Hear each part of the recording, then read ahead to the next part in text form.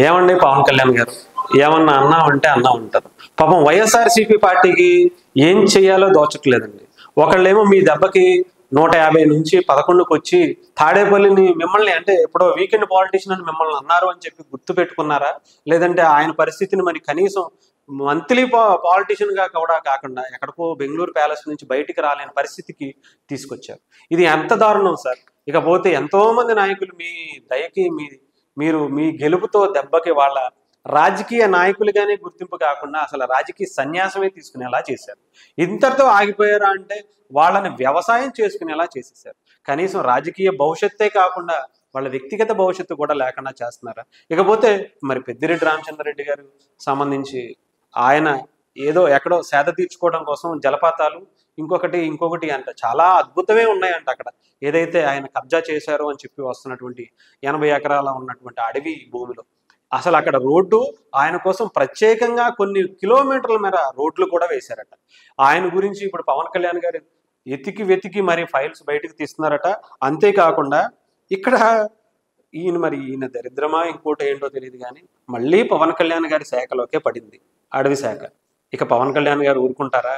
ఆయన ఎక్కడ తొక్కాలో ఎక్కడ తొక్కితే వీళ్ళ తొక్కిపట్టి నార తీస్తానని ఏ మాట ఎప్పుడు ఏ ముహూర్తాన్ని అన్నారో కానీ నిజంగానే వాళ్ళ తొక్కి పట్టి నార తీస్తున్నారు కదా సార్.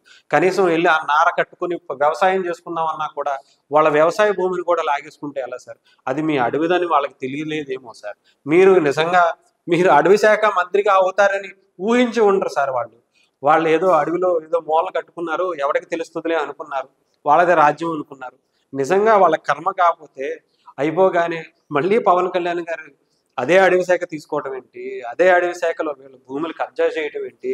జలపాతాలు కట్టుకోవడం ఏంటి? పెద్ద పెద్ద గేదెల ఫాముల కోసం పెద్ద పెద్ద షెడ్లు వేయటం ఏంటి? నిజంగా వీళ్ళ కర్మ అనుకోవాలా ఏం సార్? నిజంగా పవన్ కళ్యాణ్ గారు మీరు ఏ ముహూర్తాన ఏ మాట మాట్లాడారో అవన్నీ నిజంగా ఇప్పుడు జరుగుతున్నాయి కదా సార్. ఏమో నిజంగా మరి పెద్దిరెడ్డి రామచంద్రరెడ్డి గారు వైఎస్ఆర్సీపీ పార్టీకి మూల స్తంభం కాదు, వెన్నుముక జగన్మోహన్ రెడ్డి గారు. ఒక మూల స్తంభం మొన్న విజయసాయి రెడ్డి గారి రూపంలో వెళ్ళిపోయింది.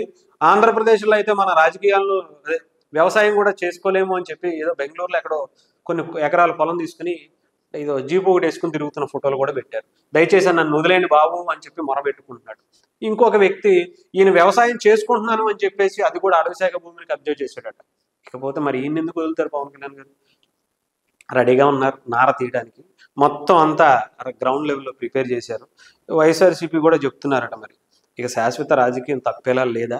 కనీసం వ్యవసాయం చేసుకున్నామంటే మరి ఆ భూమిని కూడా మరి ప్రభుత్వ భూమి కదా లాక్కుంటే ఎందుకు ఊరుకుంటారు?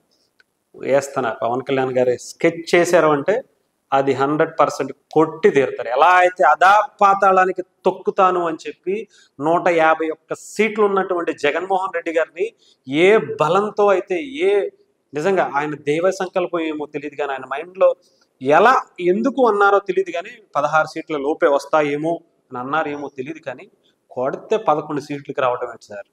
మీ నోటికి ఆ వాక్కు బలానికి దైవ సంకల్పం ఉంది అని చెప్పడానికి ఇదొక్క నిదర్శనం.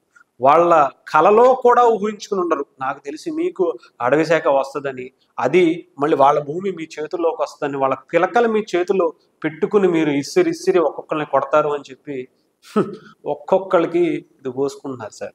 మరి ఏం చేస్తారు? ప్రజల భూమిని, ప్రభుత్వ భూమిని మీరు మాత్రమే కాపాడగలిగే ఏకైక వ్యక్తిగా ప్రజలు మిమ్మల్ని ఎన్నుకున్నారు. ప్రజలు ఎన్ని పార్టీలను ఉన్నా కానీ, మీరు ఇప్పుడు ఉన్నటువంటి అధికార కూటమిలు ఎన్ని పార్టీలు ఉన్నా కానీ మిమ్మల్ని చూసి ప్రజలు మీ వైపు నిలబడి మీరు చెప్పిన మాటకు కట్టుబడి మీకు ఓటేశారు, కూటమిని గెలిపించారు.